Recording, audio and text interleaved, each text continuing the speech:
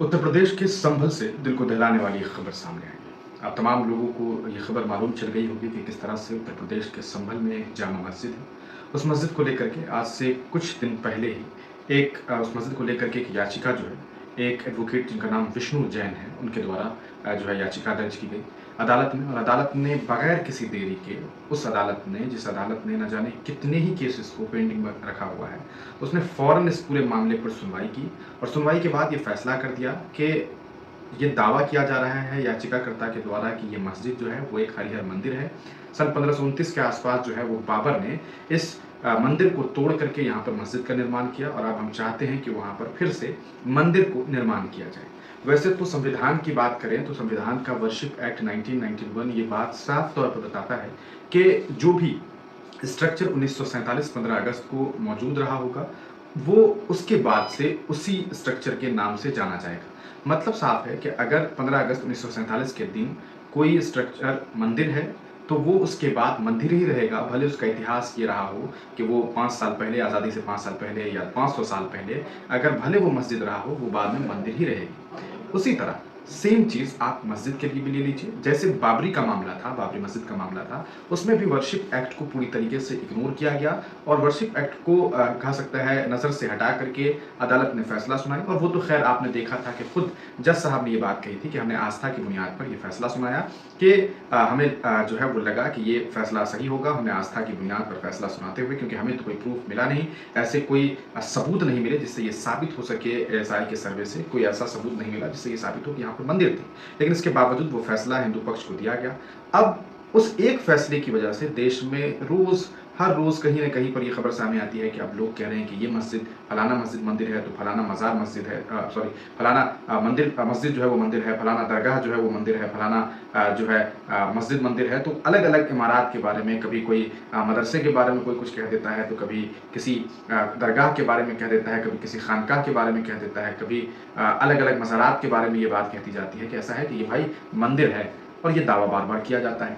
ऐसे ही एक और दावा उत्तर प्रदेश के संभल में जामा मस्जिद को लेकर के विष्णु जैन पत्रकार हैं, वैसे तो सरकारी वकील हैं, लेकिन इसके बावजूद वो खुद याचिकाकर्ता बन करके एक याचिका दर्ज करते हैं। फिर क्या होता है? फिर होता ये है कि उस मामले के बाद देखने को ये मिलता है कि अदालत में कार्रवाई होती है, अदालत में सुनवाई होती है और अदालत बहुत जल्दी ये फैसला सुना देता है कि ऐसा है, सर्वे करवा लीजिए आप लोग। सर्वे का फैसला सुनाया जाता है और महज 2 घंटे के बाद सर्वे का काम भी शुरू हो जाता है। विष्णु जैन साहब और तमाम आला अधिकारी जो हैं, एसपी महोदय और जो पुलिस डिपार्टमेंट के लोग हैं, वो लोग पहुंच जाते हैं और बाज़ाब्ता सर्वेक्षण किया जाता है। सर्वेक्षण खत्म हो जाता है और उसके बाद आप जानते हैं कि उपचुनाव की काउंटिंग का वक्त आता है। तो काउंटिंग वाले दिन जो है ये बात सामने आती है कि भाई उससे 1 दिन पहले जब मामला होता है, ये जब सर्वे का काम होता है, तो उसके बाद वहाँ के जो सांसद महोदय हैं ज़ियाउर रहमान बर्क, उन्होंने प्रेस कॉन्फ्रेंस में एक कह सकता है मीडिया के बीच संबोधन करते हुए उन्होंने ये बात साफ तौर पर कह दी थी कि ऐसा है कि यहाँ पर जो सर्वे हुआ उसमें कहीं से भी कुछ एक सुई के बराबर भी कोई ऐसी चीज़ नहीं मिली जिससे ये साबित हो सके कि ये मंदिर रहा हो। देखिए, सीधी सी बात तो ये है कि अगर वर्शिप एक्ट 1991 ये कह रहा है कि सन 15 अगस्त 1947 के दिन के बाद या उस दिन से लेकर के उसके बाद उस दिन जो भी स्ट्रक्चर जिस हालात में थे उसे वही माना जाएगा, तो इसके मुताबिक तो साफ तौर पर चूंकि ये मस्जिद कई 100 साल पुरानी है तो उस एक्ट के हिसाब से तो इस पर सवाल ही नहीं होना चाहिए था कि भाई यहाँ पर मंदिर है, ये मस्जिद है, इसके सर्वे की कोई बात ही नहीं होनी चाहिए थी। अदालत चाहती तो तुरंत उस आधार पर जो है ये फैसला सुना सकती थी कि भाई ऐसा है कि यहाँ कोई सर्वे की जरूरत नहीं है। लेकिन सर्वे की बात की गई, सर्वे शुरू हुआ, अंततः क्या हुआ उस दिन तो ये खबर सामने आई कि ऐसा है कि भाई ऐसी कोई बात नहीं है। ज़ियाउर रहमान बर्क साहब ने भी कह दिया। 23 तारीख को काउंटिंग हुई, महाराष्ट्र में इनकी सरकार बनी, झारखंड में ये चुनाव हार गए, कई उपचुनाव में ये हार गए। उसके बाद अगले दिन सुबह सवेरे, यानी कि 24 तारीख को सुबह सवेरे एकदम समझिए 6 बजे के आसपास फिर जो है वो टीम पहुंचती है, इसलिए भाई सर्वेक्षण के लिए। जब ये खबर लोगों तक पहुंचती है उस दरमियान सबसे चौंकाने वाली बात यह है कि विष्णु जैन जो एक समझ लीजिए कि वकीलों के एक ऐसे वकील हैं जो बार-बार अक्सर मस्जिद सबको ढूंढते हैं और मस्जिद पर इल्जाम लगाते हैं कि इस मस्जिद के नीचे जो है वो मंदिर है। जैसे मोहन भागवत जी ने एक बात कही थी कि हर मस्जिद के नीचे जो है वो आपको शिवलिंग मिलेंगे। तो इस तरह की बातों को इन लोगों ने जो है जहन में डाल दिया है और फिर इसी के हिसाब से ये लोग इस तरह की हरकत करते हैं और फिर यहाँ पर इस तरह का आरोप लगाया। तो आज सुबह 6 बजे भी ये लोग पहुंच जाते हैं और चौंकाने वाली बात यह है कि ये वकील के साथ पीछे एक झुंड होती है और वो झुंड जय श्री राम का नारा लगाती है। समझ से पड़े वाली बात है कि सर्वे के दरमियान जय श्री राम के नारा लगाने का क्या मतलब है? पुलिस चाहती तो उसी दरमियान इन तमाम लोगों को रोकती, ना रोकती तो उन्हें खदेड़ करके रोकती। उन्हें रोकने की जरूरत थी क्योंकि वहां पर जय श्री राम के नारे का कोई लॉजिक नहीं बन रहा था।